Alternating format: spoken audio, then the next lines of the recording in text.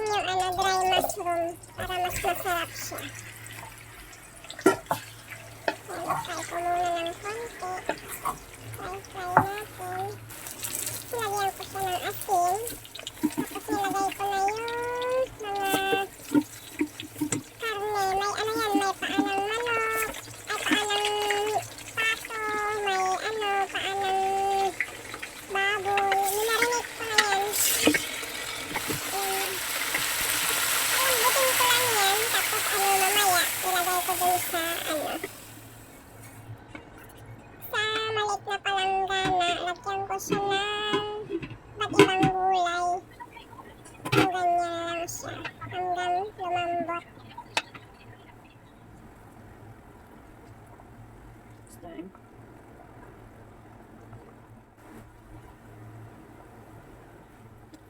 Medyo vlog. May ano yan, paa ng baboy. Tapos may ano ng beef. Yung beef yan sa loob niya. Mushroom. Saka paa ng duck. Palambutin natin. Tayo natin itong mga to. Dito sa plastic.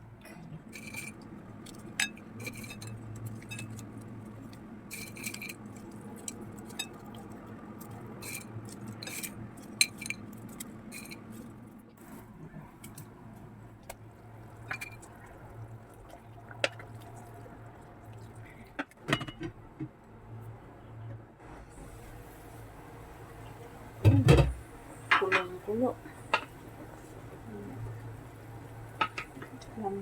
Lambot.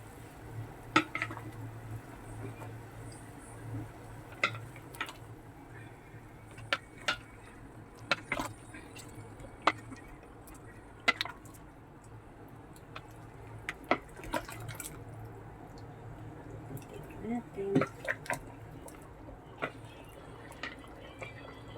Malambot na siya. Oh, naluto ko. Napalambot ko.